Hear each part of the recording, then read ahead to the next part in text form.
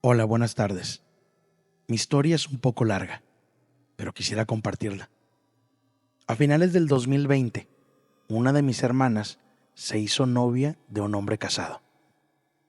La esposa de este hombre se enteró y al reclamarle, el hombre se puso agresivo, la golpeó y la corrió de su casa. Al día siguiente, llevó a vivir a mi hermana como novios. Es decir, mi hermana solo se iba a esa casa por la noche y en el día se iba a casa de mi mamá. A raíz de esto empezaron a pasar cosas extrañas en casa de mi mamá. Se escuchaban ruidos que nadie hacía, cosas que cambiaban de lugar, sombras que entraban y salían, etcétera. Últimamente, mi mamá decía que siempre se le iba el sueño a cierta hora de la madrugada, hasta que en una ocasión, mientras ella estaba despierta, escuchó como si le hubieran aventado algo dentro de la casa.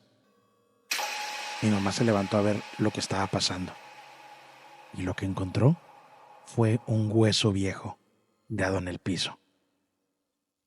En mi familia siempre hemos sido muy religiosos y tratamos de darle una explicación lógica a las cosas que pasan. Así que mi mamá no le dio importancia a esto que le había pasado, agarró el hueso y lo lanzó a la calle. Pasados unos meses, mi mamá se cayó, se golpeó la cara y se le cayeron todos sus dientes. Ella decía que cuando se cayó, la cara le tronó justo igual que cuando escuchó que cayó aquel hueso. Pasó aproximadamente un año en este estado. En este año no dejaron de escucharse ni verse cosas raras. Mi hermana terminó la relación con aquel hombre y él regresó con su antigua mujer. Nosotros vivimos en un lugar muy pequeño, en donde todos nos conocemos, así que rápidamente corrió la noticia de que ellos dos ya estaban juntos de nuevo. Cuando nosotros nos enteramos de esto, mi mamá empezó a enfermar. Le hacían estudios de diferentes cosas y científicamente ella estaba perfecta de salud. Los médicos decían que los resultados del análisis arrojaban que ella estaba bien, que no tenía absolutamente nada. Pero mi mamá cada día estaba peor. La teníamos en hospitales casi todo el tiempo, hasta que nos la desahuciaron. Cuando esto pasó, muchos familiares fueron a ver a mi mamá, tías, tíos, primos, etcétera. Los sucesos paranormales no dejaron de hacerse presentes, aun cuando mi mamá ya estaba muy enferma. Al contrario, muchas personas que iban a visitar a mi mamá presenciaban algunas de estas cosas. Veían que las cosas se movían. Hubo quienes las tocaban e incluso las aventaban.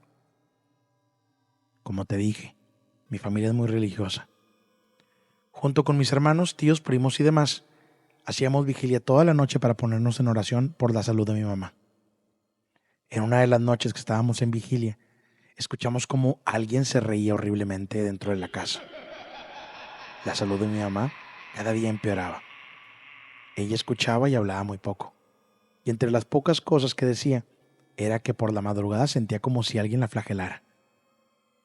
También empezó a ver cosas como cosas que nosotros no veíamos. Veía niños jugando, escuchaba cosas que nosotros no escuchábamos y veía familiares y conocidos que ya habían fallecido. En pocos días, mi mamá perdió por completo la vista. Ya no hablaba, ya no escuchaba.